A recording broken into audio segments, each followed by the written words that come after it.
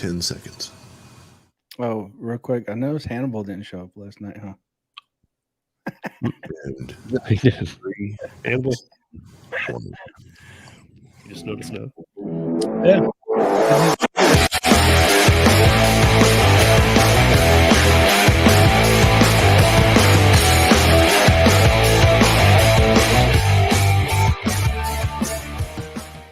Welcome in TNCradio.live. It's Friday night, and this is Driver Nation. I'm Tom Kelly, along with Gary from Gary's Apps and Steve from Rideshare Rodeo. So happy to have you all with us here tonight. We are live on TNCradio.live and simulcasting right now on the Rideshare Rodeo YouTube channel. So if you want to see our smiling faces, you can go right over there and see us on YouTube. Happy to have you in here with us tonight. Gary, welcome back. Congratulations. I hope all went well last week with your son's graduation. Oh, yeah, it went great. It was great to see him. He was really happy. And we actually got a bonus weekend to hang out with him all weekend. So we got to go see a little bit of Chicago while I was there. Oh, very good. Very good. And did you take in any ball games or, do anything special? No, not really. I mean, we went to like the Navy Pier, seen that. I don't know why they call it the Navy Pier. I still got to look that up. We went and seen the Sky Deck. It's like, I don't know, 103 floors up, and you get to walk out to this glass. That's on what used to be the Sears Tower. That's what Steve said too, but no. I don't think it's that. It's a different. I mean, it might be part of it. Maybe they redid it. I don't know.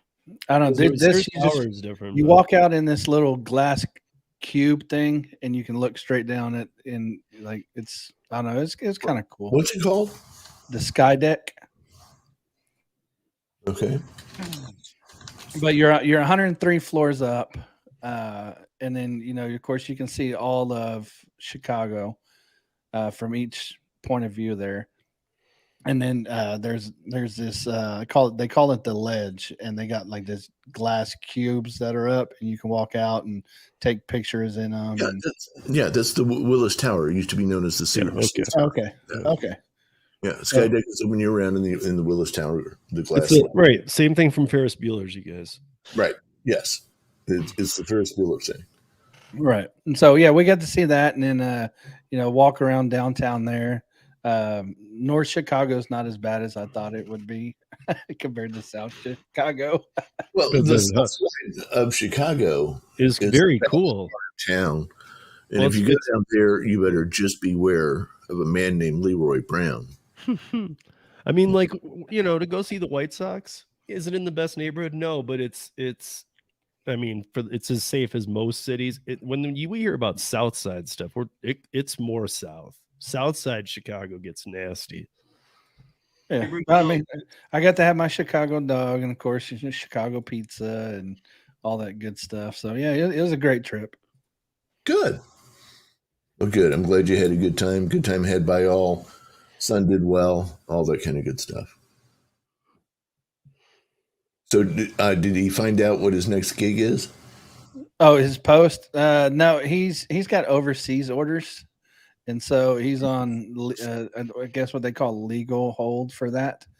I guess they got to have him sign some more paperwork and get him cleared for clearance or something like that. So he's just kind of hanging out in Chicago right now, waiting on the legalities of the military. It takes forever. Like there's a guy in holding with him, one of his friends. It's there just for asthma waiver. Like you think that'd be something that was quickly processed so they can go on, but no, just sitting there hanging out. And they're in a holding cell. Not a holding cell. I mean, it kind of looks like prison to me. Right. Not that I've ever been to prison, but from TV shows, prisons, it kind of looks like a prison to me with a whole bunch of bunks in there. But I mean, no, they got electronics, they got gaming systems, they got movies. Of course, they still got to do jobs around the base there. They might have to go pick up trash or, assist with the new recruits transport or something like that. But sure. Yeah. That makes sense. We can't see what that is. Here it is. Fireball. Oh, Fireball. Just getting me through another show. This is how I do it. And you got to have the right glass. And were you guys fans of Game of Thrones? Of course. Yeah, this glass says, "That's what I do. I drink, and I know things." You know what else works? A not coffee cup so necessarily at that the nobody same knows time. what you're drinking. That's what I do. Wait, where's the ice cube? You drink that stuff warm? But the ice melt. This is not my first one. Stop caring. He's what he's saying. Go. Kitchen's Hey, too far. Donna and Gig Wars Official and Josh and who else we got out there? Tommy, what's up? Tilly, Marissa. Tommy, yeah. So hi, sup, all. Nice to have you with us. And you can join us if you're at home. Join us on YouTube, the Rideshare Rodeo channel on YouTube. Do that. If you're out on the road, don't be watching us. Keep your eye on the road and listen to us on TNCradio.live. TNCradio.live. Happy to have you with us here. So, guys, Steve's got, as always, a lot of interesting stuff going on his website, the Rideshare Rodeo website. I almost said Rideshare Rodeo.live. I'm getting us married. RideShareRadio.com. Yeah, RideShareRodeo.com. Yeah, RideShareRodeo.com. And he's got lots of interesting stuff to talk about. So, Steve, I guess I wanted to jump into this 15 states jump into California's ongoing AB5 legal battle. Okay. Attorneys general from mostly Democratic states seek to correct the mistaken and harmful panel decision on independent contract law. These buttheads. So I'm trying to, is it, that one's from, Freightwaves. Freightwaves, okay. Which one's that? May 10th or what? I'm looking right now. I think it might have been the 11th. Yeah, May 11th. Yeah. May 11th, okay. Yeah. So, first of all, let me say Freightwaves is my competitor, and I don't like them. But they do great stuff. So, I mean, yeah. I mean, you know, look, I mean, they don't have a radio station. Right. Wait, then how are they his competitor? Yeah, they kind of do have a radio station thing, but that's all right. Not in my book. Okay, so I'm going to say it. You know what? I'm going to say it because, I have, since I started this company 3 years ago, had the opportunity to meet with dozens, maybe more than 100 different small businesses like Steve and Gary and others. And we get together and we compare notes and talk about, hey, is there a synergy here? Should we work together? Should we do stuff together? And sometimes we say yes, but we never really follow up with each other because the answer is really no. We don't have a synergy. And sometimes things really work out. Like with Steve, we've been together now, Steve, what, year and a half, 2 years? Pretty close, I think.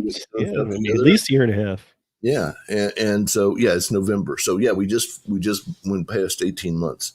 We're about to go past 18 months. So, I've had the opportunity to talk to so many different companies, get to know their owners, get to know the people involved, and every single one of them has been a wonderful, pleasant experience, except for talking to the guy who runs Freightwaves. You're that Freightwaves? He was the biggest jerk, and he brought in the vice president who tried to put me together with him because he wanted me to meet his boss and all this kind of stuff. And he's sitting on his deck in his home on the mountainside there in Chattanooga, and really for about 15 minutes, just went on to berate me and berate his vice president about why the hell would he ever want to do anything to help me be successful when he knows that all I'm going to end up doing is taking away from his audience, and he doesn't want to have anything to do with me or anything to do with his audience whatsoever, blah, blah, blah, blah. I mean, it just went to the point that I finally said, well, I'm sorry I wasted your time. Look forward to seeing you out there and wish you nothing but the best, and hung up the call. Wait, what is his position? Guy who runs FreightWaves. CEO? Is CEO. it? Okay. Yeah. I'm just like, I'm curious why you're talking to him and not growth and marketing or something, or Well, or does he do it all? Does he do no, the VP of growth and marketing said after a meeting with me, gosh, you guys are doing great stuff. I think we could really work together. You need to talk with the CEO of the company, put together this meeting, and 5 minutes into the meeting, the CEO used it as an opportunity to crush. I mean, I felt bad for the vice president guy because he just got crushed. FreightWaves, you are no longer welcome on my website. I will find my news elsewhere like I always do. Yeah. But last article here, Steve. Until you guys talk to Tom, no more. Well, that said, these guys do a really wonderful job of tracking a lot of this AB5 stuff and talking about how it applies to the world of trucking, and I really like a lot of the people who work there, and I think they do really excellent work. So while I'm not a fan of the company as a whole, and I'm certainly not a fan of the CEO, I'm a big fan of the people who work there and the stuff that they produce, because I think they do some really dynamite stuff. And I'm sorry that I don't have the kind of relationship with them where, I mean, my idea was we would be the radio voice for the stuff that they put together, and they would, we would feed that stuff out from what we're doing, but they had no interest in doing that. So with that said, so this guy, John Kingston, who always writes, he's a great writer, does a lot of great stuff, has put together this article looking at the way different states are, and this is, I mean, Steve predicted this a year ago, that states that there would be two groups of states, those lining up with AB5 and those lining against AB5. And I think this is, what we're really seeing now is these lines are becoming more clear, and they're not strictly along Republican Democrat lines, but mostly it's Democrats are supporting AB5, and mostly Republicans are opposed to AB5. Mm-hmm. Mostly. Okay. Now somebody can say, well, wait a minute, what about this state? And then let's not go there, but I'm just saying mostly that's what we're seeing. And so we're seeing the arguments that these attorneys general, that always messes me up because I always want to say attorney generals, but it's attorneys general. Attorneys general are doing to essentially support AB5 to go against the Ninth Circuit that had struck down a lot of the AB5 stuff, and more importantly, supported a lot of the Prop 22 stuff. And so they have weighed in amicus briefs. So an amicus brief is when a party who doesn't have direct, they don't have a direct, what's the word I'm looking for? Well, for an example of an amicus brief is what Kim Cavan took against the golf caddies. She filed one of those. Right. Okay. So that case, she's not a golf caddy. No. Okay. But as an outsider, she has information that could help the court make a good decision. Yes. Okay. So what we're seeing is multiple attorneys general from different states. And in this one, we're talking about the 15 states that have filed different types of briefs or in other ways supported the state of California in this in their argument against the Ninth Circuit Court that it struck down a lot of AB5 or supported Prop 22 in the process. So that's what we're seeing going on right now. And, and for those of you wondering, you can probably guess the 15 states, but if you want to know, it's Arizona, Washington, Connecticut, Hawaii, Illinois, Maine, Maryland, Michigan, Massachusetts, Minnesota, Nevada, Vermont, New Jersey, New York, Oregon, District of Columbia, and the Northern Mariana Islands. And Steve, it's funny because you've mentioned a lot of those states in the past, and you've talked all of about them. Yeah, no, I'm sure you have at one point or another. No, I mean, in this regard, we've talked about these problems. Well, out of all of those states, the one I think is really furthest along and may end up actually surpassing California and the laws that they pass regarding the way gig workers work in their state is Illinois. Yeah, if they kick if the rideshare thing falls apart, I mean, Uber and Lyft said that. I mean, we talked about this last night. They said they're in the same position as California. They've put the gauntlet down. We'll leave. They're not going to fight it. They're not going to drag it out in court. They said, you put us under common carriers, we're gone. Yeah. So, I mean, that's actually happening as we speak too. Like in the next couple of weeks, we might see one of those deadlines. Like, hey, at midnight, you're a common carrier. And they're packing up shop, and will Illinois replug it in, or will they leave it unplugged and say, screw it? Because I truly feel Illinois is not a state to be testing this, because we know rideshare is integrated into so much that we learned in California, they don't even have the leverage to pull the plug on them. Because without the rideshare, I know there's public transportation stuff, guys, but there's people using that, or it's only used at a certain extent. There's people who rely on rideshare to get to work. Not even excluding everybody that relies on it for their money. Right. Well, I'm talking about the need from the city. Well, I'm saying there's two different needs there, though. There's the need of the rider, and then there's the need of the driver. Yeah. So, I mean, you're by pulling out, you're taking away two needs. Well, in their fight, they're saying that, we're doing this for the drivers. It becomes one of those crazy stories. Like, really? For the drivers is to fire them all. Please explain that to me.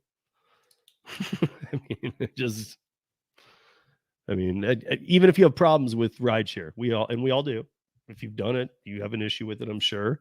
If you've done it for a long time, the pay is an issue. There was always issues, but if you want it to come to you can't do it, okay. But I would think we don't want to do that, because I think these companies are getting pretty damn close to having, again, we've said this too for a while, they're going to need to pull the trigger on one of these states and show that, like, we're not kidding. Right. Yeah. And until that happens. But Steve, so let's play this out for a second. And I don't know, the people on your group better than I do. Maybe one of them's from California and might want to chime in. But so let's play it out. Let's say Uber and Lyft go, that's it, we're done. California, we're done. Illinois, we're not going to do it anymore. We're not going to work in California. Illinois. No, I'm saying California. Oh, okay. Oh, we can say Illinois, whatever. Okay. Well, because that one's on the chopping block right now. Yeah. Okay.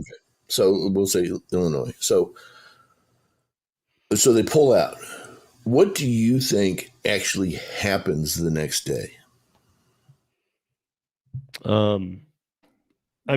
They pull out and the city does nothing about it, because I would imagine they would have like, okay, well, we gave you this deadline. Now we're going to have a 4 to 6 week exit strategy time for you. They're going to have something where they keep prolonging it to try and make a deal. So it'll drag out for months. I don't think it'll be a switch and they're gone. But I think that, and obviously Uber and Lyft will, even if they're not going to bend for this one and the city and state won't bend, then clearly they'll ride out every single day to the minute, though, to make money. Right. If they're told you have to leave in 2 weeks, they're not going to say, well, screw it, we'll just close tonight. They're going to ride that exactly out. So let me ask you, Gary, as the owner and operator of Gary's Apps, what app could you put into place that could fill a void if Uber and Lyft disappeared from Illinois tomorrow? With this, without having the same restrictions as them, nothing. I mean, you would still have to have that common carrier. I mean, even if you come out with a whole new rideshare app, because that'd be the reason they left. Yeah, so now there'd be a precedent. And I think the only thing that could happen is maybe like another Austin situation there, to where the actual cities come up with their own rideshare app, and I don't know why they wouldn't do that, because I mean, Austin, they actually gave out their source code for their rideshare app. So any city can take that and build off the backbone of it. So, what about like, what if I had enough clients in Chicago? Because like they do leave, and I'm like, sweet, dude. And so like during that time, I'm also now I'm handing out cards too. Like, I don't know, crap, I'm raining them back there, you know. And I got my clients, so when they leave, because I didn't see a lot of times it says like if for companies 50 or people or more. There's no language in here about amount. So is even a one-person company, myself, Steve Rideshare, am I under the common law or the common carrier? That's really where I'm going with this. Could I hang out my shingle tomorrow and essentially be a one-man Uber? I didn't. Normally, there's language in these that say this applies to companies or that have over 50 drivers or more, whatever it is. Wouldn't that make you a taxi driver though? Because that's essentially what a taxi is. But the taxi falls under them too, right? But I'm saying even the taxi, they're typically one man owned, and then they lease out to a company. I don't know about Chicago. Here in Denver, you can either share a car or you can have it for the whole week, and you pay money to have that cab to the cab company. But you can't take your own car to the cab company? No. Really? Yeah. There's 3 cab companies here in Denver, and they all look exactly the same. They're like, but Steve, like you said, over time, and if I worked in Chicago, well, I don't know this. Okay, I'm going to back off that statement. I would think right now, if you live in Illinois and you're a rideshare driver and you're paying attention at all, you need to be thinking about Plan B. And I'm wondering, what is Plan B? Well, I think, if Plan A is that because JP had a good comment here. He says, they will never, and I kind of lean with this. Like, even if it comes down to it, at the end, the city will bend. Because the other thing too that we got to remember is that they do free rides for all these cities, all these states. They do so much community crap. I know. I hear that.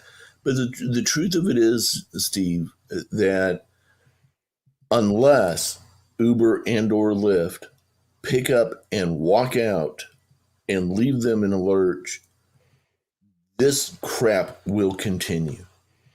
Right. But I guess here's my thing. And Chicago's a perfect example. Like Illinois, there's a couple other big cities, but let's be honest. Chicago is Illinois. So let's talk about Chicago. I'm very familiar with Chicago. Gary just went there, but I've been there hundreds of times. Know the city very well. Yeah. It's gotten more packed. You got people working everywhere. Yes, it has the L. Yes, it has some other, it has buses. But it cannot get everybody where they need to be. Uber and Lyft are a necessity in Chicago.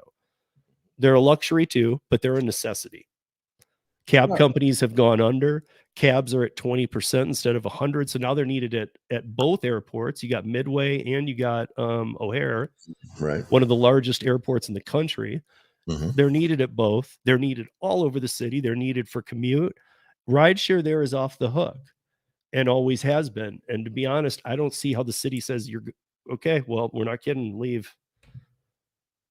I think they would cripple their city. Even now, like whenever I was up there now, like seeing the trains and the bus stations, there were tons of people already waiting. So I know it's part of Lyft's business model and to some degree Uber's as well, to figure out how much money they can lose per month. That's like their corporate goal. Okay. So Tom But- Necro here, his name's Alex. He's in Chicago. He works gig work in Chicago. So okay. But my point is that if at the end of the day, who has the bigger stick? Okay. And I think it's Uber and Lyft. I do And too. I think that if they say, look, we're not going to lose another $100 million a year in the city of Chicago because you guys want to play games. We're just not going to do it. So we're just not going to work there. Bye. mm-hmm.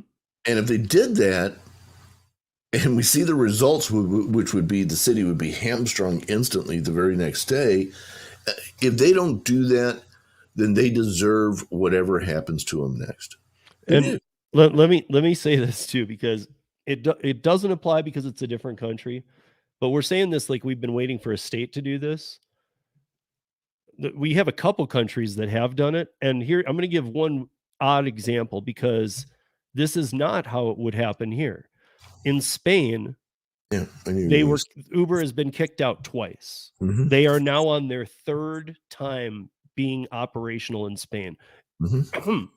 Neither of the first two times, they did not have permission to be operating in Spain.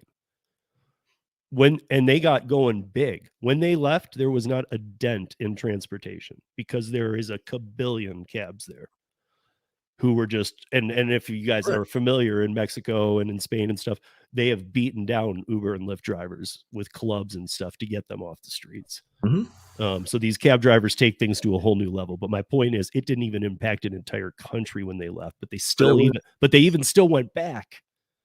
Like they have that much gall. Like, screw it, let's go. What are you gonna do? Sue us? Everybody sues us. It's true.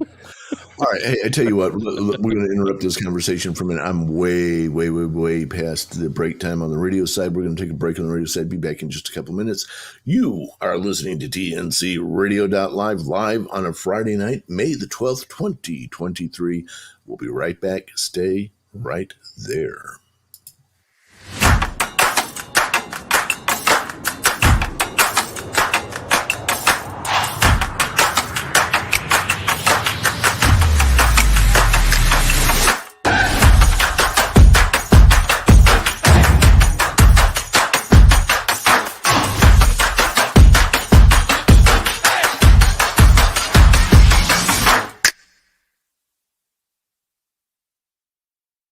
Are you a DoorDash delivery driver?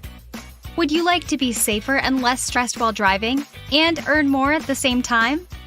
The Driver's Utility Helper app allows you to do just that. Create custom filters and its automated system does the work for you, automatically declining unwanted low-paying requests and accepting more profitable requests so you can focus on driving. Visit acceptordecline.com to get started today.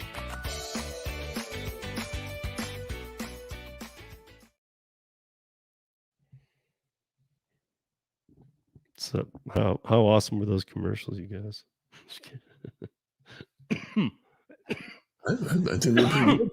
I wasn't kidding actually, but I was kidding about making you like them. But yeah, that's what we were saying, JP, is that the cabs are already common carriers.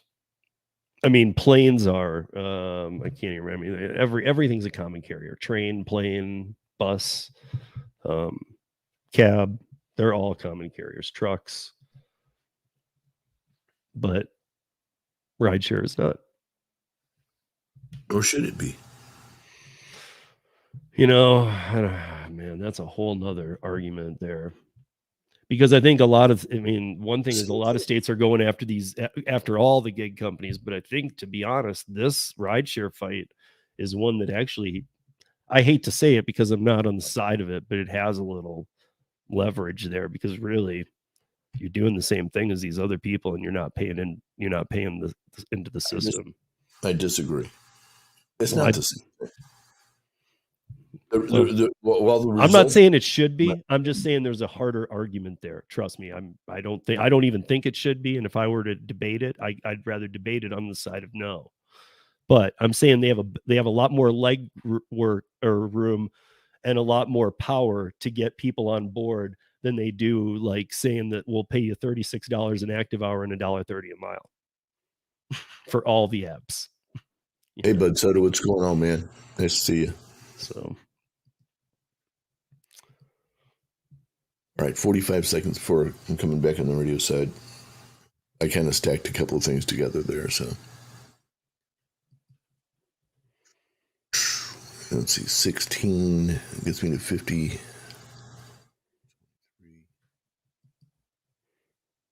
So what I'll do is we'll stop before the top of the hour, about 4 minutes out of the top of the hour, and just kind of have a longer top of the hour break. perfect. What's up, Fire? What's up, Drone? What's up, B-Soda? All right, coming back on the radio side in What's up, Rick? And 3, 2, 1.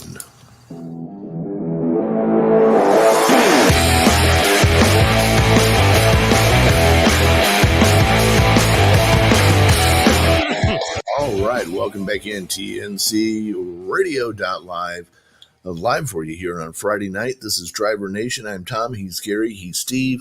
We're live for you on TNCradio.live. We're also live on YouTube on the Rideshare Rodeo channel. So if you're out and about driving around, catch us on TNCradio.live. You can also use the TNCradio.live app. TNCradio.live app. Feel free to jump in on that as well. And let's see, I had a different subject. You want me to jump into my other subject here, Steve? Or Yeah, let's do that. Okay. So, guys, this is May, and May is Mental Health Awareness Month and Suicide Prevention Month. And I ran some stats, and they're rather startling. By my best, most conservative guess, and working through the stats here a little bit, on average, a little under 4 rideshare drivers a day kill themselves. I would imagine the stats are up across the board, though. Yeah, well, taking into account everything we know about rideshare drivers and the and where they fall into the social economic spectrum, and how where the social economic spectrum is for suicide rates and all of that kind of stuff, and using a basis of 1.7 million rideshare drivers across the United States and in that spectrum, and I can show you all the math, but at the end of the day, the answer is we're going to say 4. 4 Uber, Lyft, DoorDash drivers a day commit suicide. That's a horrible statistic. It is. What was it last year or another year? Or what's the... Well, here's the problem, okay? The latest data we have is 2021. And 2021 was a really horrible year for suicides. Mm-hmm. Okay, because it was in the aftermath of what was going on with the COVID stuff. So it's hard to compare years right now. And also from 2021, before 2021, each year we saw a significant increase in the number of rideshare drivers that were out there. So this number is increasing very quickly and alarmingly, but at the same time, so is the overall suicide rate. Mm-hmm. And what came out of COVID, I mean, it was disastrous. And a lot of the stuff that happened there too, and from the trucking industry side, the number of suicide by trucks that happen on a daily basis in this country are staggering. And during the worst of COVID, we used to do our morning show starting at 5 a.m. And so I would get up around 3:30 or 4 every morning, and just about, I would say 4 or 5 times a week in a 7-day week, 4 or 5 times a day, 4 or 5 times a week, there was a suicide by truck in Houston. And usually they would say, well, yeah, this guy was walking down I-45 and got hit by a truck. what's he doing out walking down I-45 at 3:30 in the morning? And a lot of times these things would get, it takes about 4 or 5 hours to clean up something like that and to do the investigation and all that kind of stuff. So a lot of times people were unaware because it would happen around midnight, and they were unaware that this was going on. But it's kind of a dirty little media secret, because part of the ethics in media says suicide can be contagious. And so you don't spend a lot of time talking about suicides in the media, because there's a contagion factor there. So thank you, Steve. This is where I'm going. 988 is the line these days for getting help. Okay, and especially if you're a veteran, and thank you for your service, by the way, if you are. This is also the number one line to call. You don't have to be suicidal. You just need help. I'm a veteran. I need help. I need somebody to assist me through a difficult time. 988 is your primary place to go. Mm-hmm. So I wanted to put that out there. I wanted to encourage you as drivers to be looking out for your fellow drivers. This can be a tough business. And one of the things that we all talk about on this show and others is that there's a lot of stress that gets involved here. Sometimes we're dealing with less than happy people. Can I put it that way? Mm-hmm. And it can wear on a person. It can wear on a person's soul. And one of the things I love about what you've built, Steve, over the course of the last couple of years is the community around this. And we need to support each other and help each other and be there for each other. Now, this is something that the trucking community is a little bit ahead of us on this, but even then, their rates are closer to 30 a day. 32 a day is probably the right number there. Suicides that happen every single day in the trucking community. It's really, really sad. And so what can we do? Number one thing is, be observant of yourself and others. Okay. And look for those. If you're driving down the road and you start thinking, I think the road would be better off if I just plowed my car into the side of this bridge, or if I just drove off this bridge right here, right now, I think the world would be better off. And that becomes kind of a consuming thought. You need to reach out for help. Call 988. Tell somebody what you're going through. These guys are professionals. They're not going to laugh at you. They're not going they're going to talk to you in a professional way. And the cool thing about 988 is you're attached to a resource that's close to where you are.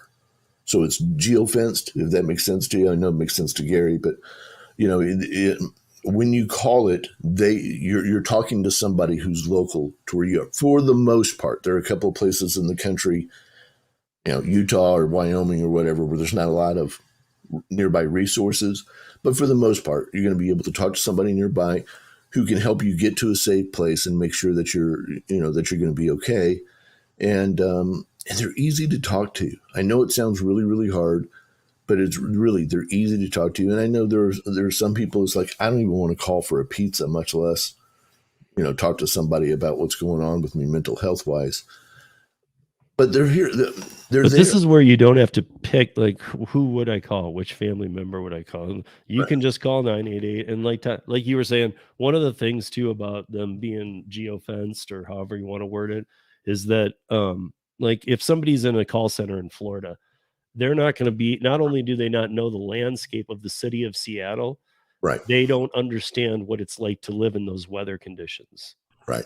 Which I'm bringing up Seattle because it's a high suicide rate every year because of the weather and it hangs low. It's very gloomy up there a lot, and they have a very high suicide rate. So but people in Florida wouldn't relate to that. Sure. So I don't want to be a downer. I'm not trying to bring people down on a Friday night, but at the same time, I think as a group in America, we're really bad about talking about this kind of stuff. So let me ask you a question, since we brought this up. If you think somebody's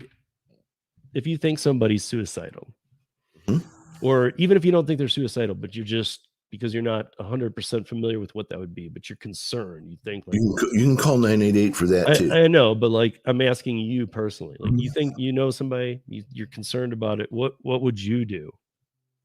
Would you call them? Would you call 988? What would you do?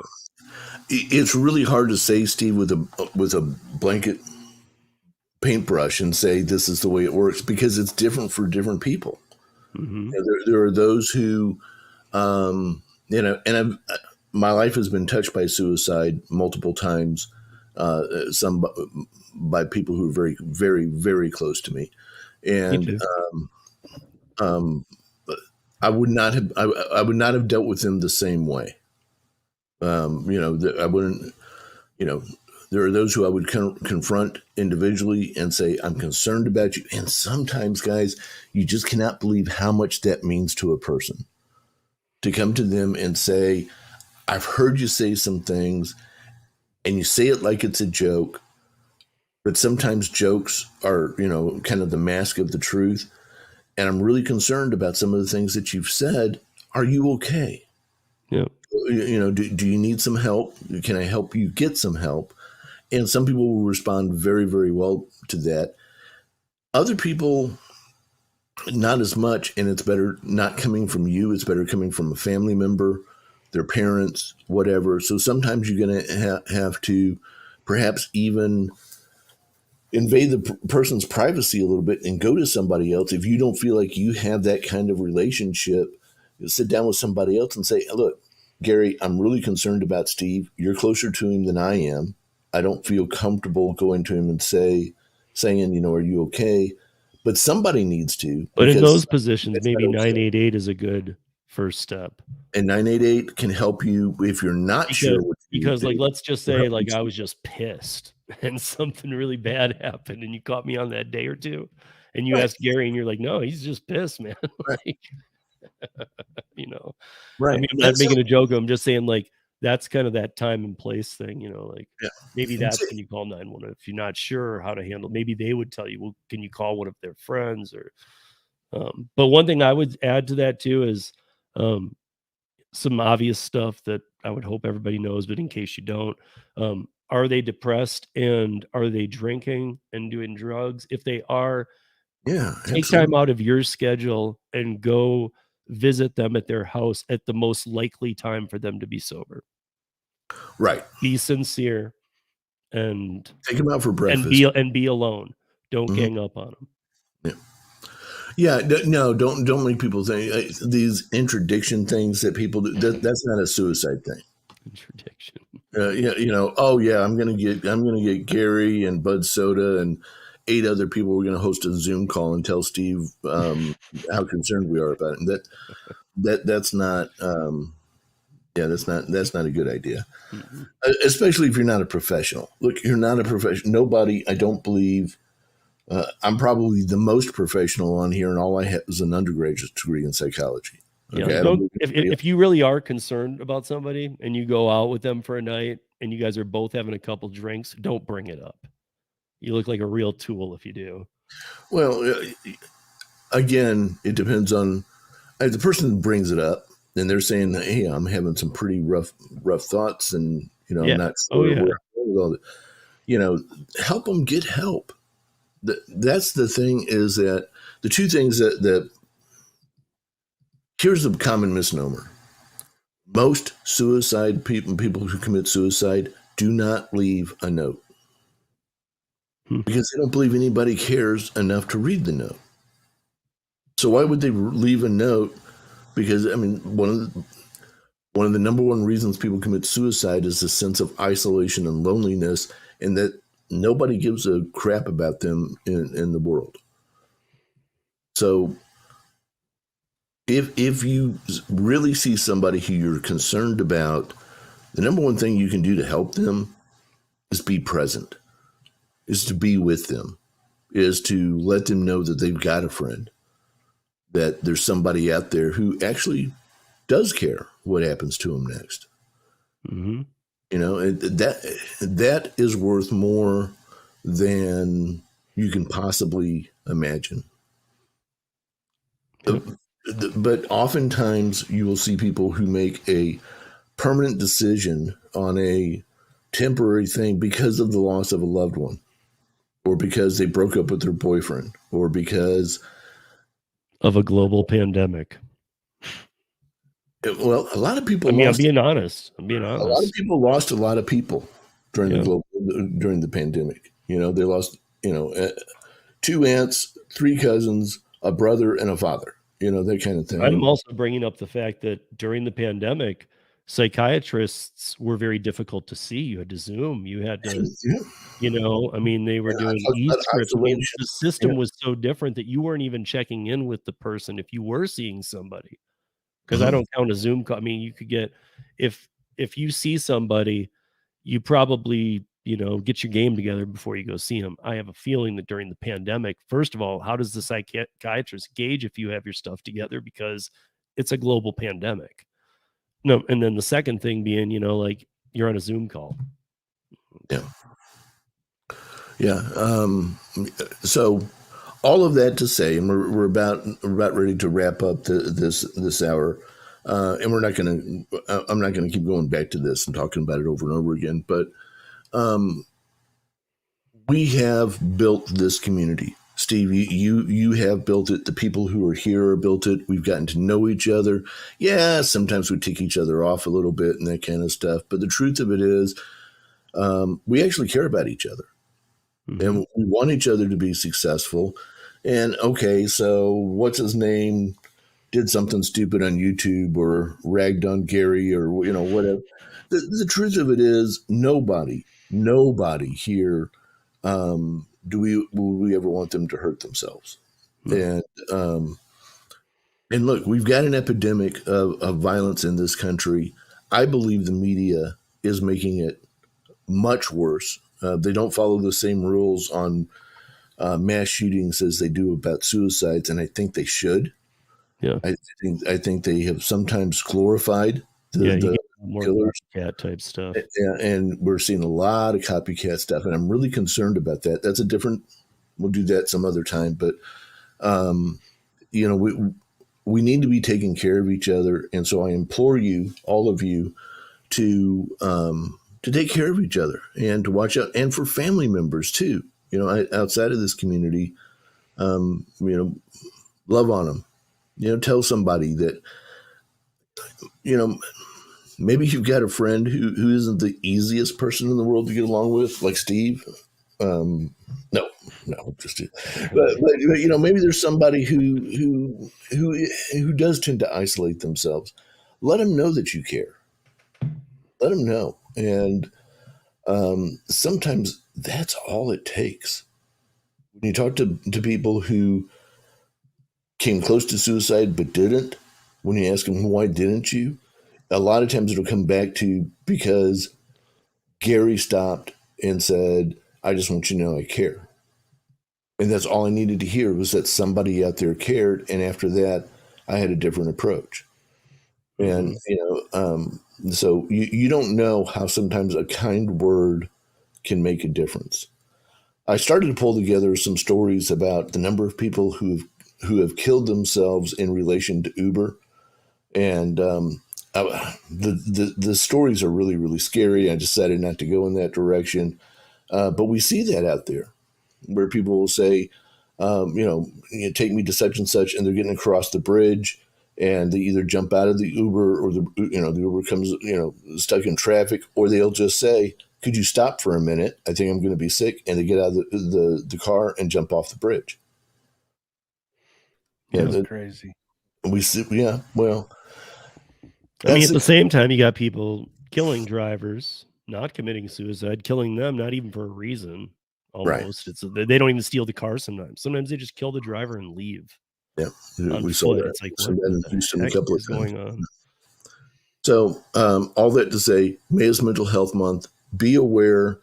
Do your due diligence. Reach out to each other. Love on each other. Let's be kind. We can do that much. So enough of that. We'll turn it back on and get back to the normal laughs and giggles and all that kind of stuff in the next hour. But for now, we're going to go ahead and take our break on the radio side. It's going to be an extended break because we're way behind. We've only taken one break so far tonight. So I'll go ahead and get that going. And we'll be back here in just a little while, about 10, 12 minutes. So we'll be right back. TNCradio.live. Stay right there. See you guys in a few.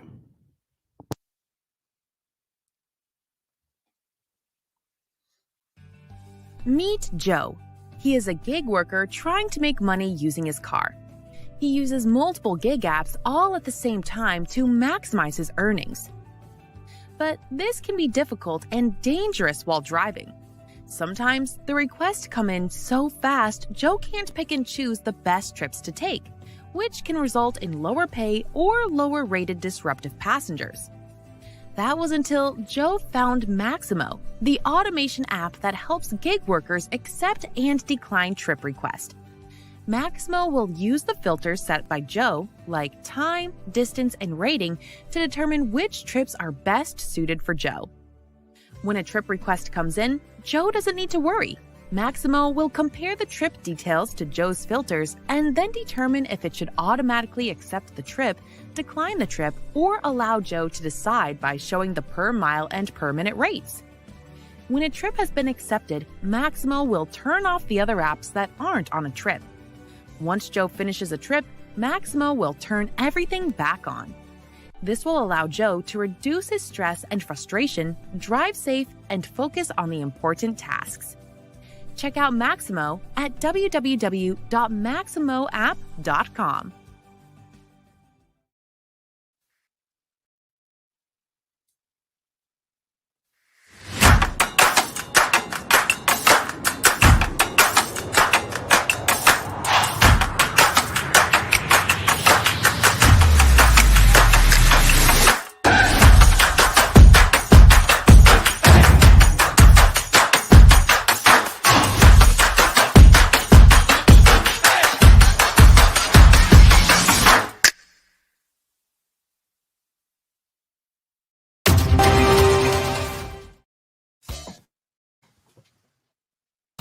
Are you a DoorDash delivery driver? Would you like to be safer and less stressed while driving and earn more at the same time? The Driver's Utility Helper app allows you to do just that. Create custom filters and its automated system does the work for you, automatically declining unwanted low-paying requests and accepting more profitable requests so you can focus on driving. Visit acceptordecline.com to get started today.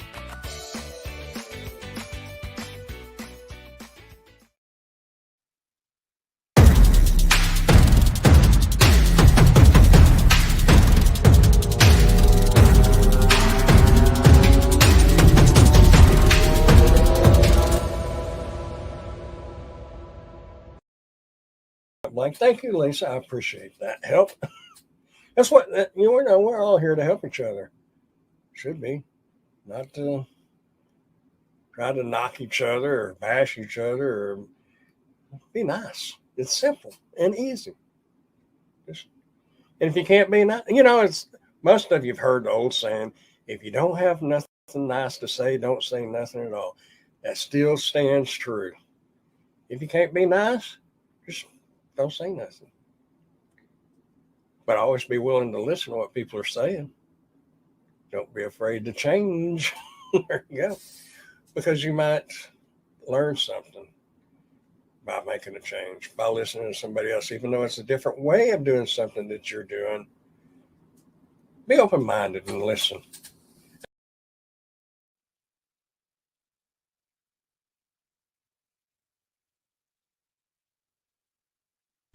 I work with retards. Isn't that a little politically incorrect? Oh, the hell with that. No one's gonna tell me who I can and can't work with, right? No, I mean... We got this one kid, Mongo. He's got a forehead like a drive-in movie theater, but he's a good shit. So we don't bust his chops too much. So one day, Mongo gets out of his cage. What, they keep him in a cage?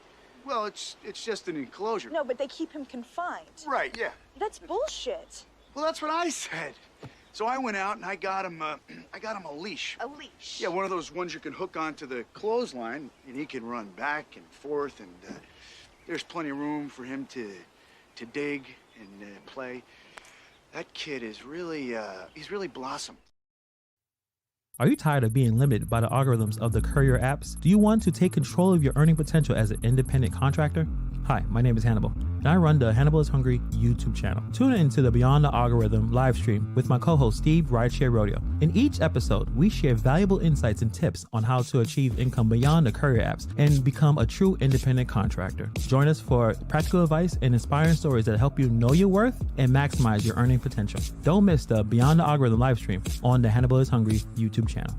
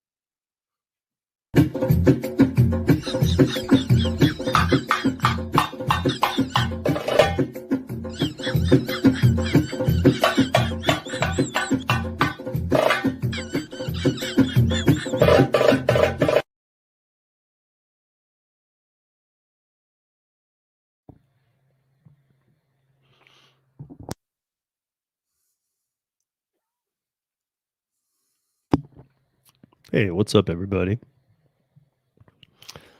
Hope you enjoyed those commercials. What's up, Cruise and Dasher? How are you? And again, what's up, Necro? Necro, you've never done any rideshare, right? You don't do rideshare. I mean, I know you live in Chicago, and you'd be pretty insane to do it. I did it for many, many years, but I don't think you ever did.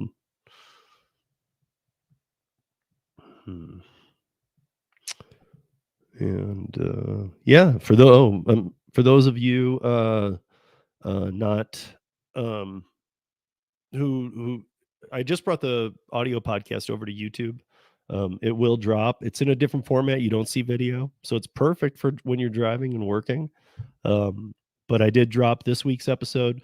Next week, and that's the Rideshare Rodeo podcast that's been going on for just over 3 years now, the audio one.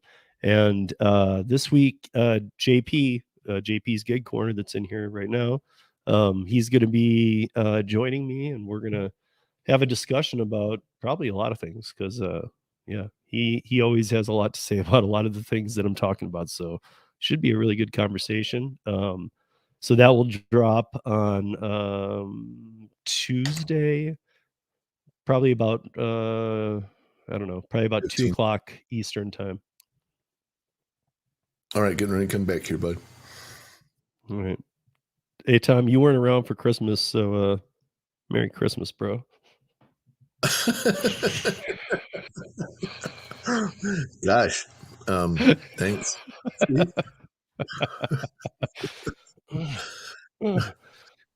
Can't take this guy anywhere. Yeah. Apparently not. 3, 2, 1.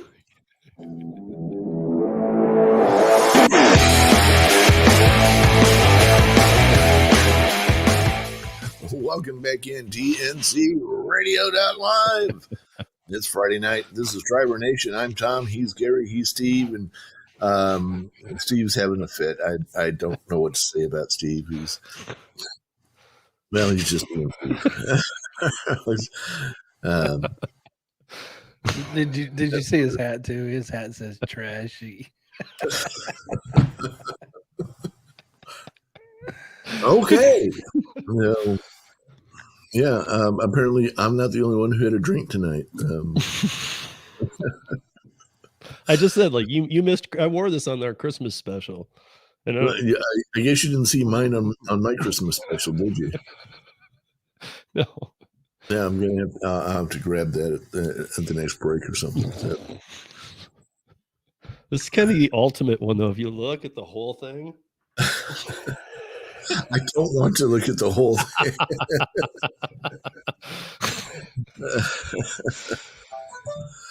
Oh gosh!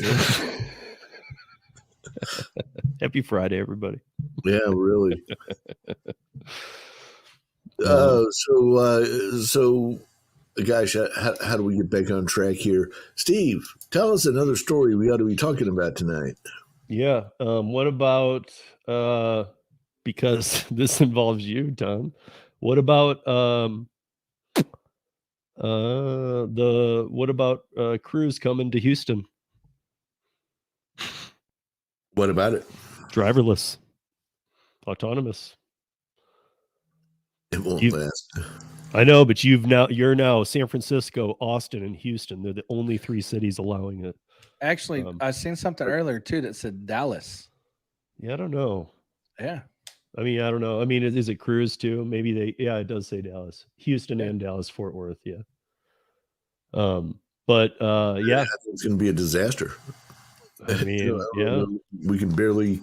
The all-electric driverless car company backed by GM is expanding in Texas with launches in both Houston and Dallas, Fort Worth. This follows the initial launch in Austin 2022. Their first city in Texas. They've been in. I don't think Cruise is in Phoenix, where Waymo kind of holds all the stakes. I don't think they are, but they are in San Francisco for sure. But Cruise builds and operates driverless vehicles that you can call via an app, like any other ride hailing. But our vehicles show up without anyone inside.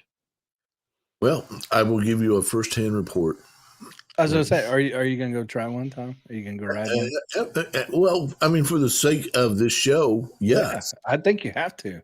Yeah. I'm thinking about going 3 hours from here and checking it out in Dallas. I think we should go get one for take one from Houston to Dallas and do the whole show in it.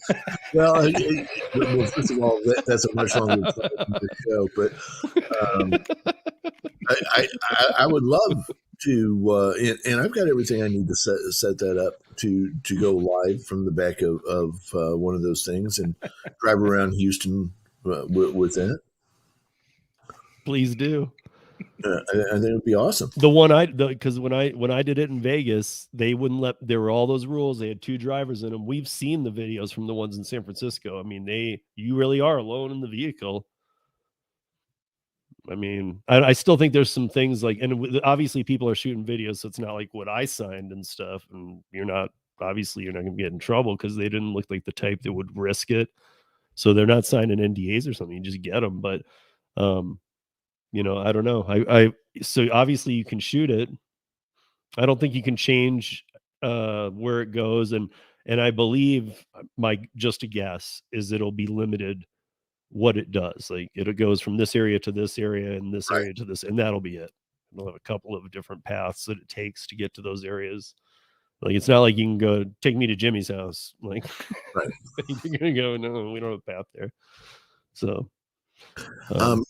Most of you are familiar with the name Tesla. Do you know what Tesla's first name was? Eugene. Nikola. I did know that, but okay. Yeah. So Nikola also is an electric.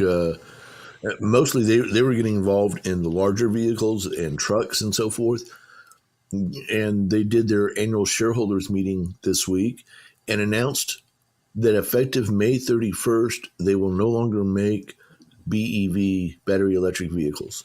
They've given up because there is no infrastructure. There's no long-term hope in having an infrastructure, and they believe they can do more. So they have, Toyota has, Hyundai's in the process of, and we're going to see more and more companies are going to walk away from the BEV approach and move over to hydrogen cell as their approach to doing this stuff. So Nikola has, and if you want to, I kind of hate, and Steve, you said this a couple of weeks ago about something else, kind of hate pointing people to a documentary because it sounds pretty boring, but it's really not.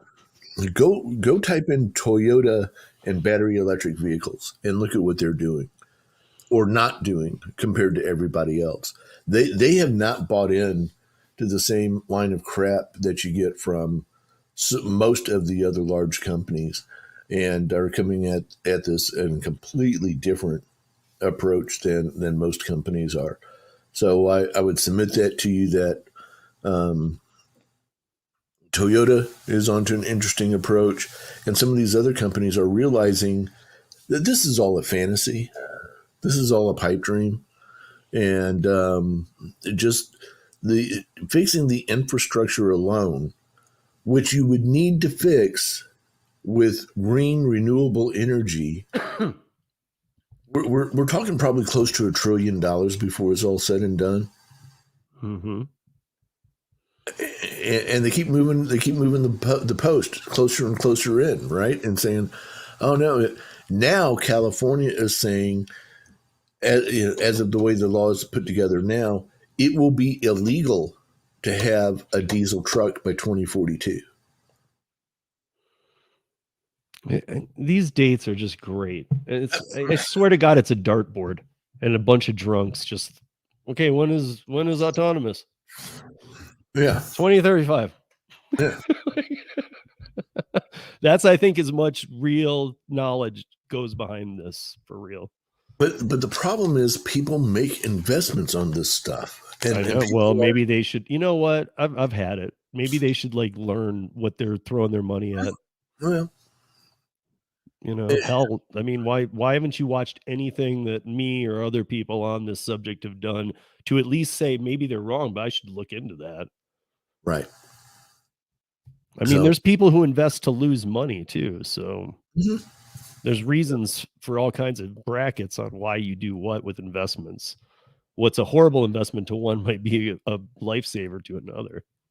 Well, the bottom line is this: it's not working. No. And more and more people are realizing that the emperor has no clothes. Yeah. And that this isn't going to go the way people think it's going to go. What do I think about such and such company coming to Houston and doing battery-powered autonomous vehicles? Well, I can make an offensive gesture, but, go There's for gonna be a it. lot of this going on in the back seat. Go for it. Really, I mean, it's all a bunch of crap. And you can fake it through and make it make it a I'm sorry, I got distracted. I have two screens. One is the live screen and the other is the YouTube screen. So I get to watch you do that twice. And the first time I tried to ignore it, the second time I was cracking up. For those of you on the radio, Steve is wearing a shirt that is bizarre, and yeah. So anyway, he's very trashy, and yeah, it's very trashy, and he's trying to knock me off my game, and it's working. But in the long run, this is just a freaking waste of time. I know, but I am excited to see you do one. To get in one? So just go take a cruise ride. Oh, yeah. No, I mean, shoot some video. Let's play it. Yeah. Happy to do that. And because also you'll bring things to us that I try and get from other people, but they're just, they either haven't done it or they don't know, but can you go anywhere? Are there routes? So you already know some of these questions we need answered going in. It's like you're ready. No, I'll jump in and I'll play their silly game and stuff like that. But it makes me wonder sometimes just how gullible is America. Yeah. And at all levels. What? Donna says, what's funny is you can tell Steve is checking himself out. That's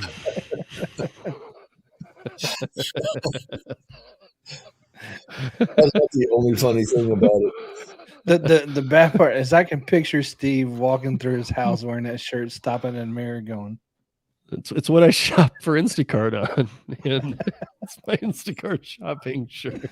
Your Instacart shopping. That would be good. Yeah, I ask people for help. Like, can you help me? What are you looking for? Nothing. Just can you help me? Like, but I want to talk about this. This is a short story.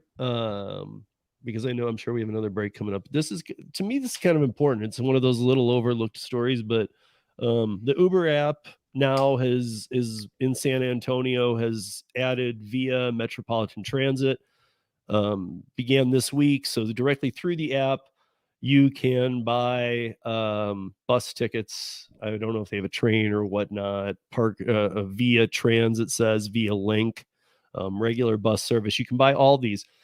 When our city's going to learn that there's zero benefit, zero, to doing this? I mean, they did it here in Denver. They've done it in other cities. And all Uber does is come in, and they were selling train tickets and bus tickets here in Denver. All they did was come in for 8 months, learn all the logistics, and say, screw you guys, and left. I don't get what it does. I don't get where there's any benefit at all, other than the city is now advertising for Uber. well, I mean, there's a benefit. I say it's a two-way benefit, really, because if people are actually buying the tickets, well, why not just have an app that says train? I mean, the people that take the train do it all the time. right? In most cities, if you have a train, like New York City, most of the people that live there, they have an app. Right, that's what I'm saying. Why don't most? And I mean, New York City isn't a good example because it's such a crazy amount of people. But like any other city, most they don't have an app for that. That's why they brought in Uber. That's why they bring them in. Right, and that's what I'm saying. It benefits the city because they don't have to build an app, they don't have to monitor an app, all that, but they still get sales from the app.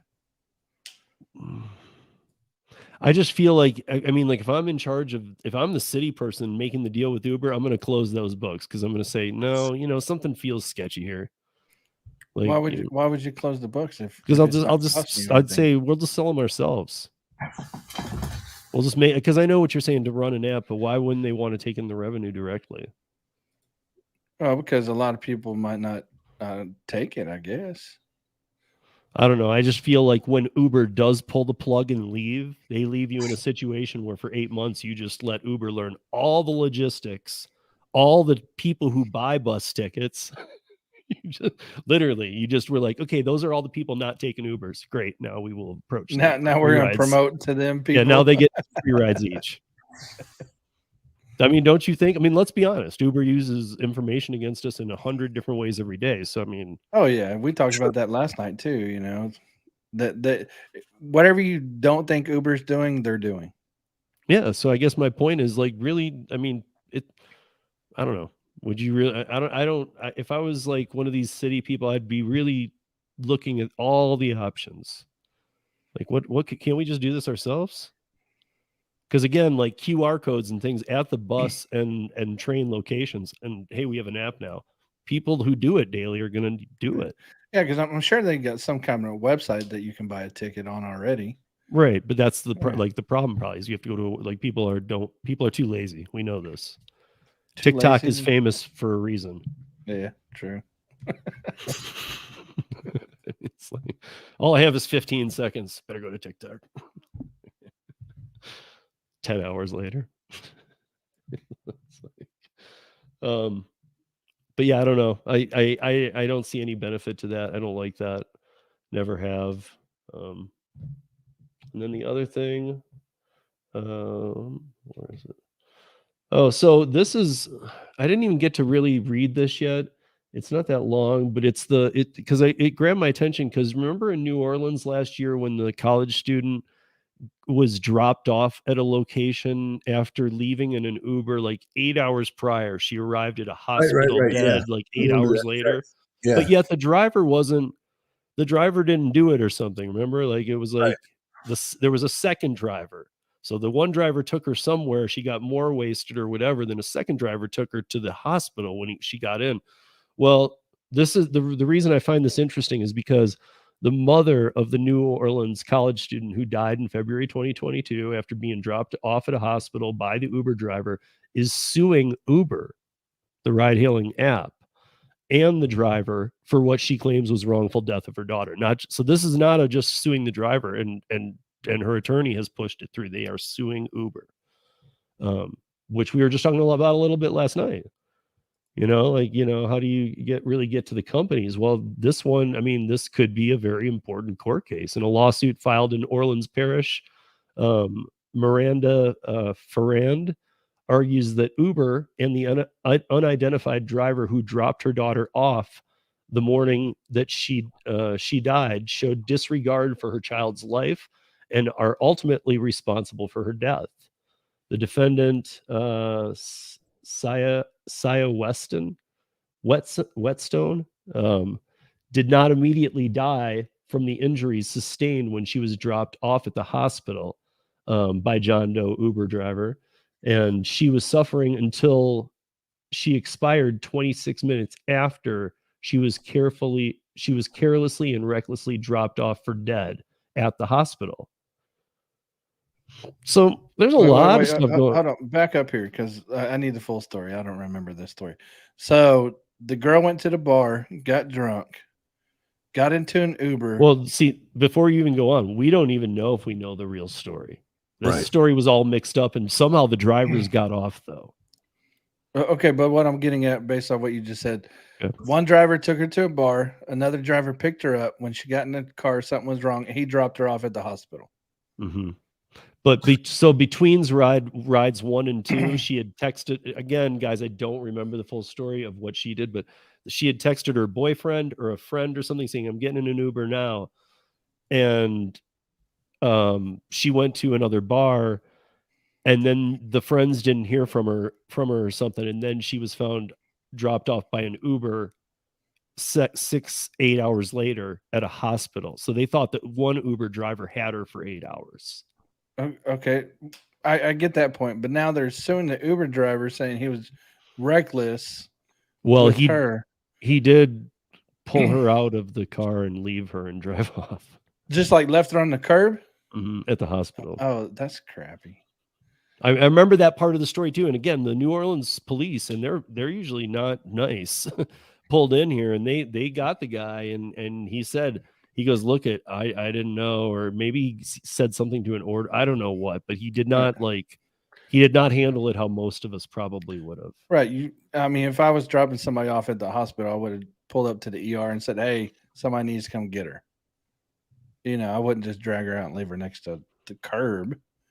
So, I mean, I don't see how Uber can be responsible for that, though. Yeah, I mean, the suit filed. And what was her cause of death? Yeah, see, that's the other thing. If I remember right, she was partying, but she didn't die. Man, this was a very confusing. It's been a while. The thing about the story that was weird was whatever it was that Tom and I were talking about and whatever at the time, it didn't leave there was no. I didn't feel like there was resolution. It wasn't. No. Even though they were saying case closed kind of thing, it was like, dude, this doesn't feel right. Like, this is sketchy in every part of the story. Why is it just a closed case now? Yeah. But here's the lawsuit, and it's like, the suit alleges that the lady who died was from Bamberg, South Carolina, called an Uber, and this is in New Orleans, called an Uber in the early morning hours, or maybe these are the details.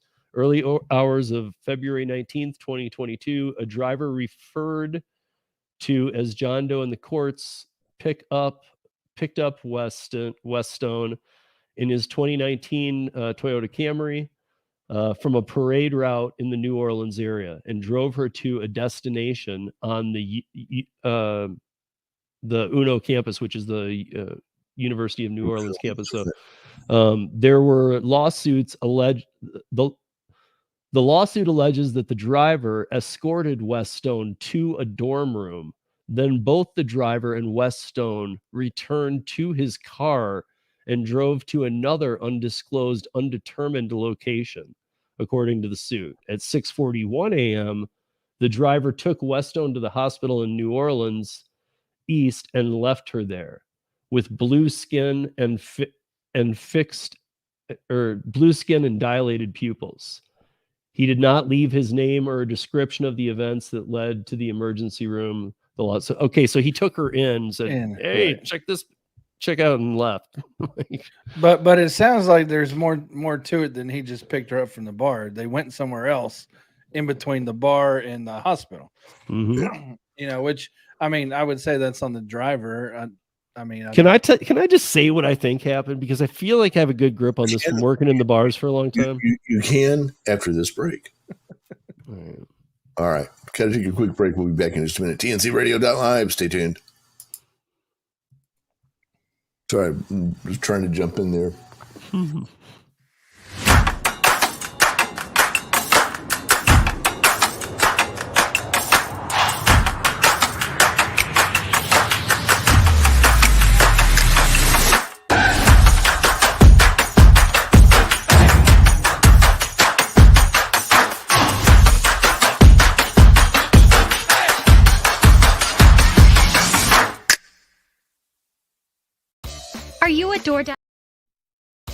Are you a DoorDash delivery driver? Would you like to be safer and less stressed while driving and earn more at the same time? The Driver's Utility Helper app allows you to do just that. Create custom filters and its automated system does the work for you, automatically declining unwanted low-paying requests and accepting more profitable requests so you can focus on driving. Visit acceptordecline.com to get started today.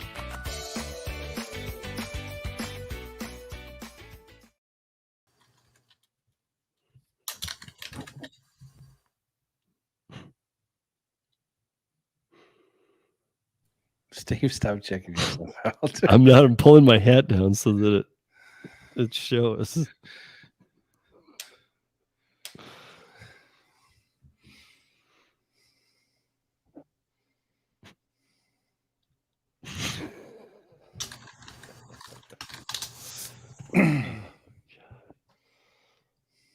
You only live once, guys. Unless everybody's wrong. Maybe you live twice. I don't know. That's funny. An article just popped up on my phone right here. It says, "I don't need to dethrone a king." New Lyft CEO says the company can succeed without annihilating Uber. Okay, here we come back in 3, 2, 1.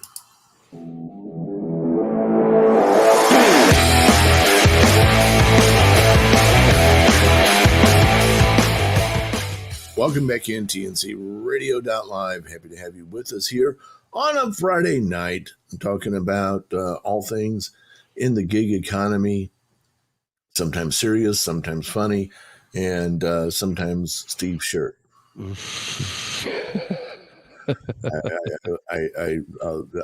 I'll leave it there. Okay, so Steve, yes. Can I give? This is just if I'm okay. Let's recap this real quick. Okay, so Uber driver 1 drops her off at the bar. Uber driver 1 might be the whole Uber driver. Oh, you think it's the same Uber driver? Well, because if you heard, again, I was a little cold on this one, but it said that he escorted her to the dorm where then she. I thought that was Uber driver 2. So the lawsuit alleges that the driver escorted her to a dorm room. Then both the driver and her returned to his car and drove to another undisclosed location. Oh, so you think, okay, go ahead with what your theory is, and then I'll go with mine. Okay. So my theory is, if I'm a detective in New Orleans Parish, I am absolutely arresting this guy, because here's what happened. She's from South Carolina. She goes to the campus. They went to her dorm. She had been, first of all, we know she had been partying. She was down at Carnival or whatever was going on at that time, Mardi Gras, whatever it is. She's partying. She goes back to the room. Anybody that asks an Uber driver up to a room or a house is obviously looking to party or do something. And this is to a dorm room, no less. Really? I mean, first of all, that's a whole thing in itself. So she gets to the dorm room. She probably told him she had some drugs there. They do some drugs. They go. He's like, I know where to get some drugs. They went out to get some drugs, and they got some drugs she normally doesn't do. She OD'd. He dropped her. He left, and he should be in jail. See, I was thinking something very similar to that too. I was thinking that he promised her some drugs, and then maybe they went back to the dorm room. They did some drugs, had some sexual encounters, and then then they moved on, and she ended up ODing, and yeah, he dropped her off. I was thinking the same thing. So yeah, I would definitely arrest that guy. That guy needs to be in jail. I still don't see how Uber's at fault for this. Like the company, the driver, 100%. Well, I guess the interesting part of that is just that obviously a lawyer would represent against the driver, but that a lawyer is even willing to represent against the company. Just kind of it's I guess it's refreshing to hear, because at least whether it goes anywhere or not, lawyers willing to take on Uber, even if it just ends real quick, kind of thing. Just the fact that, because they weren't before, lawyers weren't really going to take these companies on. Now they're willing to go, well, we got a TOS that says that they can't come at us, and the lawyer's going, we don't care.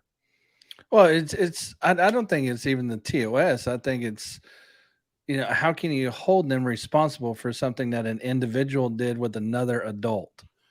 That's I mean, as tragic as this is, it is two grown adults that we're talking about here. I mean, the bottom line too is like the reason for sure he should be arrested is because he left her. That's what tells me he knows what happened. Well, I mean, she didn't just turn blue and stop breathing, and he's like, oh, and he's been with her for 6 hours. Right, exactly. Come on. Yeah, I mean, this is his case that, he's taking advantage of some girl from out of town. She just wants to party. It's, Louisiana, Mardi Gras, whatever. Now you're going to do it to Louis. Last night on the show, for anybody that missed it, or wait, no, was it backstage?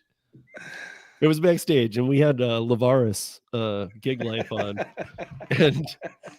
and after the show, we're backstage, and I said that David from Pero was in Austin right now, living temporarily, and Gary goes, "Why the heck would you live in Austin?"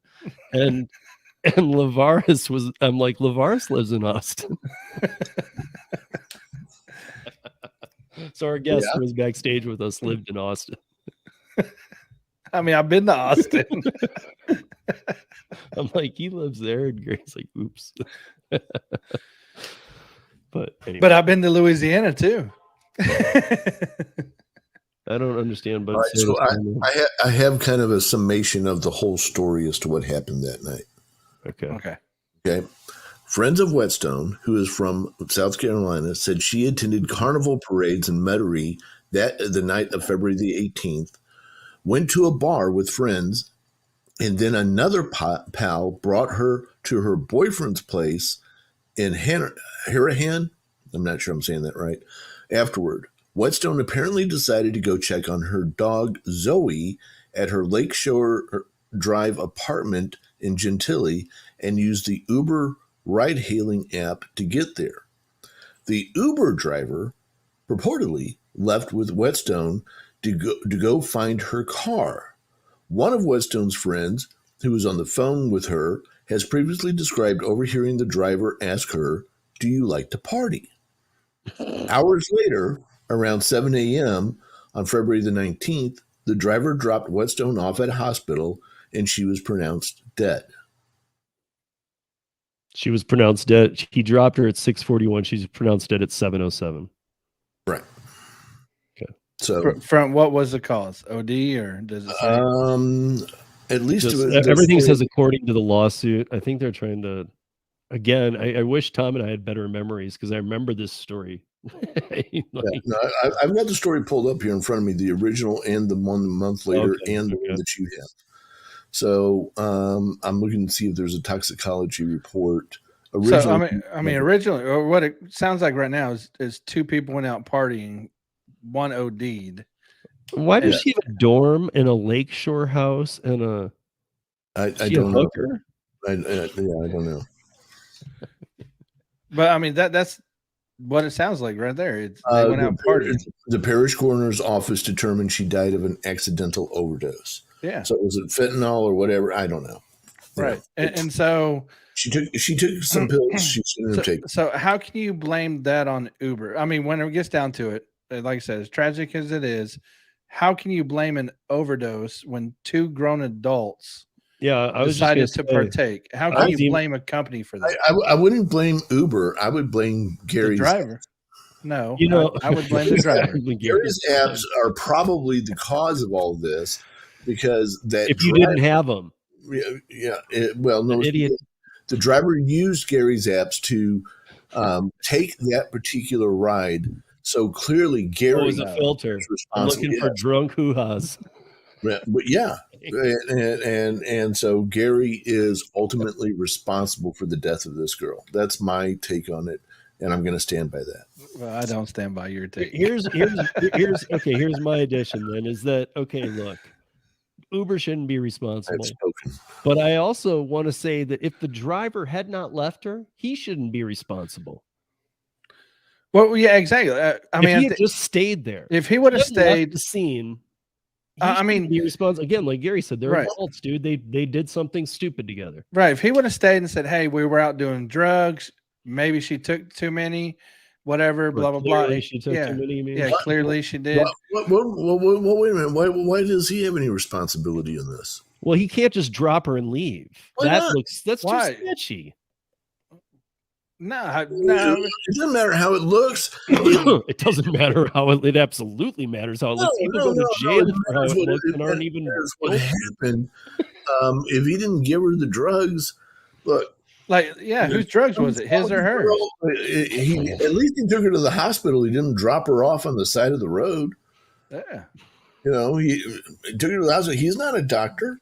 He doesn't even probably know what insurance she has. What's he gonna do? Right, but just throwing her through the double doors onto the floor and going, "It's surging. I got to take this next ride." I don't think that's how it happened. It sounds bad because they're saying that he left her. He left her, and we're assuming he dropped her. we're assuming that he just walked in, threw her on the floor, and then walked out. I'm sure he probably walked in, talked to somebody, said, "Hey, she's sick. I don't know what's wrong with her," and then they took care of her from there. And then he just left. The person said, "Are you a family member?" And he said, "No, I'm the Uber driver." Yeah, well, you know, there's 6:41, February 19th, Won't tell him 2022. The anything driver took her to a hospital in New Orleans East and left her there with blue skin and dilated Yeah, pupils. it says left. He did not leave his name or a description of the events that led to the medical emergency. Again, fleeing the scene, man. Well, You know what? If somebody goes down, go to the hospital with them and say, "Yeah, I was." I mean, you know, you're not going to jail for doing drugs. I mean, I'm not trying to be a jerk about it, but you're not going to jail for doing drugs. At least be a human and stick it out. You might actually help save her life. I'm not saying that's not the right thing to do. When was the last time you were in an emergency room in a hospital?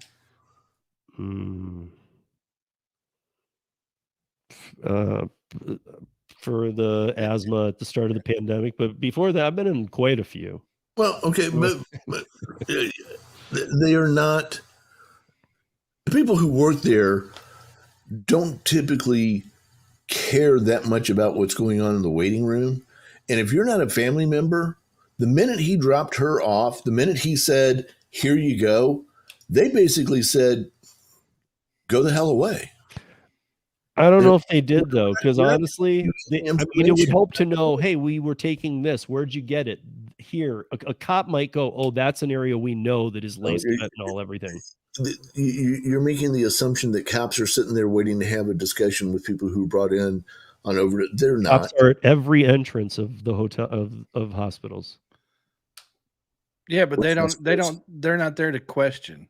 They're not there to investigate. They're there for security. Sticked around. I think he should have stuck around. Personal opinion.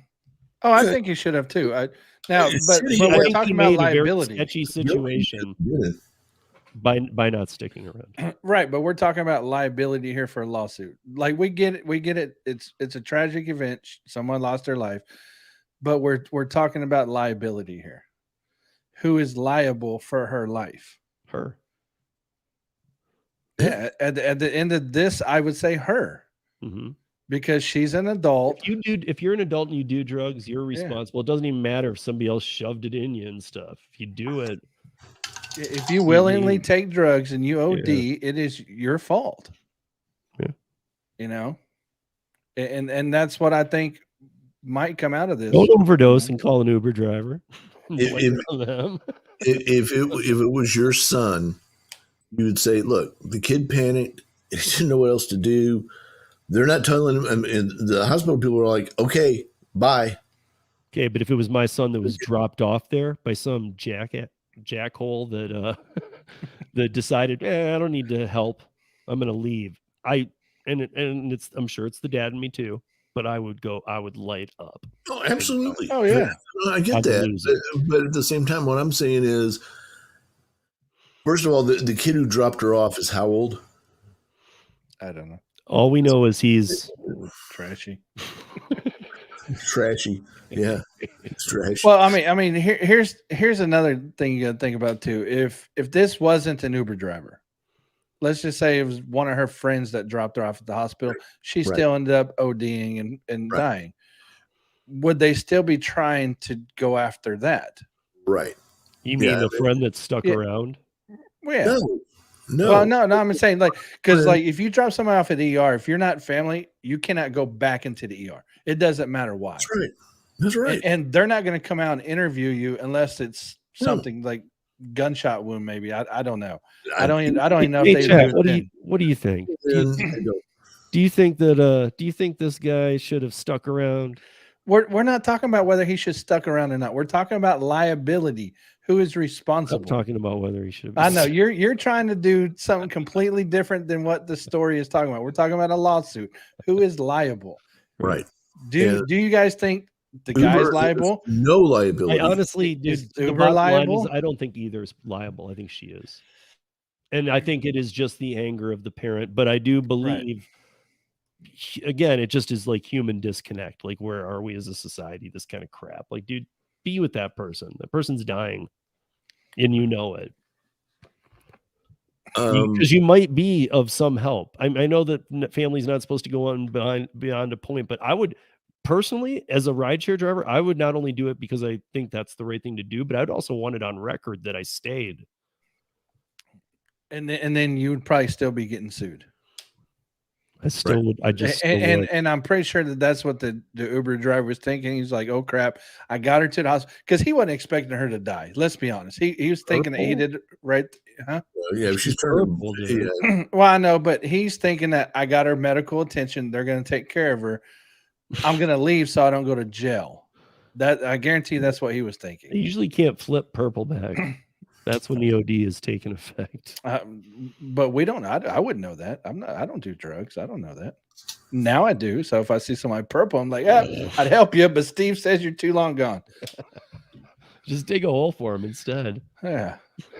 But I guarantee you that's what his thought process was. Is I got her medical attention. They're going to take care of her. Let me leave before I go to jail. I wonder if he's still active. Is that wrong that I'm thinking of? Yeah, hopefully he's not active if he's taking people out doing drugs. All right. Hey, I tell you what, we're going to take our final break on the radio side, come back and wrap this puppy up. What a night and what a shirt. We'll be back in just a few minutes. TNCradio.live. Stay right there.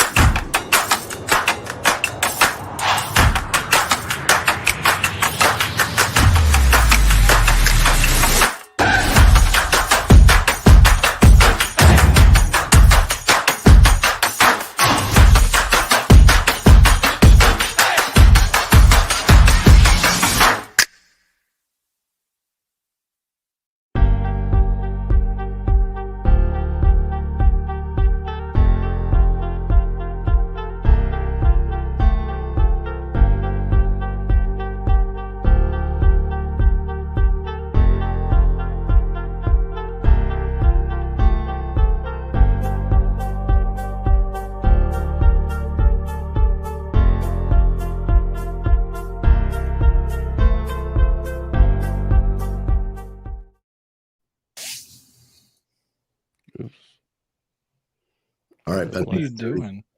Well, I'll put that down in case I miss a beat. Playing with myself. Look, guys, no hands.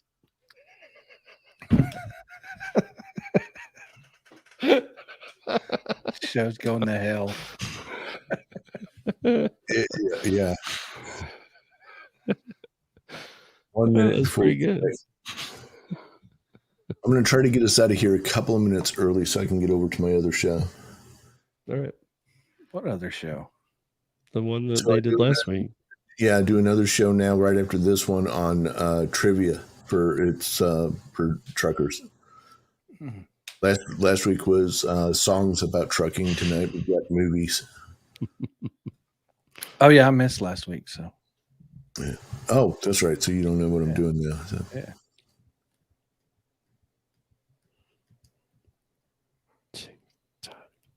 The guy was trashy. 30 seconds.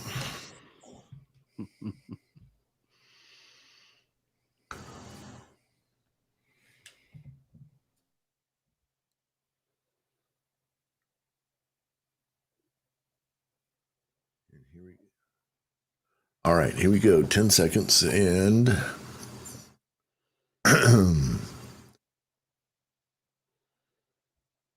3, 2, 1.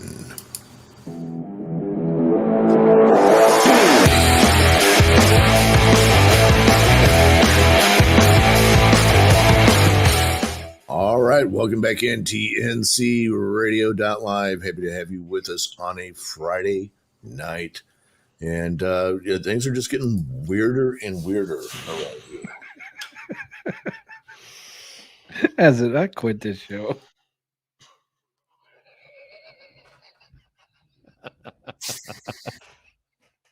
Gary, come back. It's Christmas in May, baby.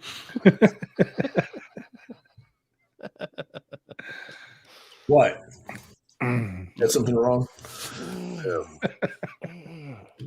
Welcome back in, and it's a crazy night here on TNCradio.live. But we got to wrap things up, so let's start wrapping things up. Gary Middleton with Gary's Apps, Gary'sApps.com. Gary'sApps.com, your number one source for rideshare apps that help make life easier, and of course the new and fastest growing app on the internet right now. Is that right, Gary? It's the fastest growing app on the internet. Yeah, we'll go with that. Yeah, that's what we heard. That's what I heard from the streets. Rideshare on the internet is Gary's new. Gary, tell us all about it. Which one? Your new one. Oh, the Gig Wars app. Yeah. It's Gary'sApps.com is actually for rideshare and delivery drivers.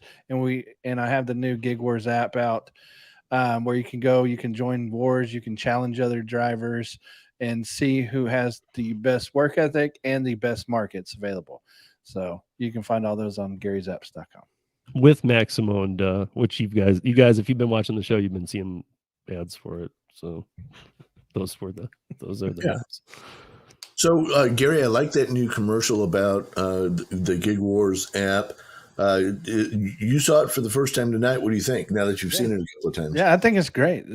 Like I said, it has that gamey vibe to it, but, the app itself is very gamey because you are competing against other drivers to see who makes the most money. So it's a great Red is the other partner in the app as well. And she does really great. Make sure that we get good content and videos. Right. I mean, to be honest, I asked, I think it was last week when you weren't here, I asked Red, I said, because the other one had like Necro and other people's names, and it was the early days. So I said, hey, do you have a streamlined one that's kind of very general?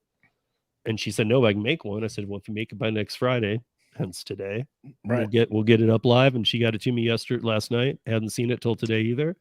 And that's the kind of stuff that I love, guys. If you meet deadlines and stuff, happy to do favors for you. Well, and it's better that it be gamey than trashy, right? Yeah, I completely agree. And wherever you do this, a lot of people, we say this all the time. Most gig workers are part-time, but if you do full-time gig work, you're out there 8-10 hours a day, typically by yourself, giving this game feel to it. You get to interact with other drivers. You get to compete. You can go on the live stream You on can the go official on. gig. There's a live stream every day that you actually can, 24 hours a day. Right. And you can go there and you can chat with other drivers. If you're new, you can get strategies, things like that. So that's what I'm talking about, the sense of community that you Right. guys have helped build, that I think is really, really positive and something that we need to continue to build upon for the general mental health of the drivers who are out there. Steve, tell us what's going on with Rideshare Rodeo. Yeah, so a couple weeks back, Gary was my first guest going back to just the audio podcast. And I did one last week, and I did just the audio podcast drops at 8 a.m. Eastern, 5 a.m. Pacific every Tuesday. Has for over 3 years now, not missing 1 week. Episode 221 dropped on Tuesday, and again, I this week started bringing them over to the YouTube. So it's not a video. It's meant for while you're driving. It's a 1 hour podcast. It just goes, and I keep it at the hour, and it's just talking about like the news and things I try and roll through them quick, and I don't do the deep dives we sometimes do here, but you're going to get it all pumped in an hour. And for the people that didn't want to go to podcast players or Spotify or any of that, I brought over the audio file. So it doesn't have video, but I suggest if you guys are into it, check it out. Cool. All right. Here on TNCradio.live, the Truckers Network channel, do all sorts of things around trucking, but we also do things, for all sorts of people. And from talking about golf and cars on Saturday mornings, Truckers Church on Sunday mornings, mental health, mental, physical, and spiritual health on Monday nights. We've got things going on all the time right here on TNCradio.live. I'm leaving directly from here over to TikTok. You can catch us over there on TikTok on 32 Truckers a Day. Going to be doing, yes, TikTok is trashy. Going to be doing 32 Truckers a Day, doing movie trivia and just having kind of a fun time with drivers over there on that side. So you can catch us. You can hear it on TNCradio.live, watch it on TikTok. And on TikTok, is it TNC Radio? I looked at it last week. It wasn't, but I did find some things that were going on. Yeah. So 32 Truckers a Day. Catch us over there, and we'll be right there in just a few minutes. Are you going to wear that? Are you going to wear that? I'm not going to be on film. I'll just be typing. So yeah, but I wanted somebody else to see you in that today. I feel like I need to go somewhere and show off my cans. Please do not leave the house with that shirt on. We beg you not to do that. All right, we're going to get out of here, and Gary's going to go work on his cough, and we'll talk to y'all very, very soon. Have a fantastic week. Stay trashy, y'all. And don't forget Mom. Don't forget Mom this weekend. Don't treat Mom trashy. TNCradio.live. Night, everybody. All right, we're out.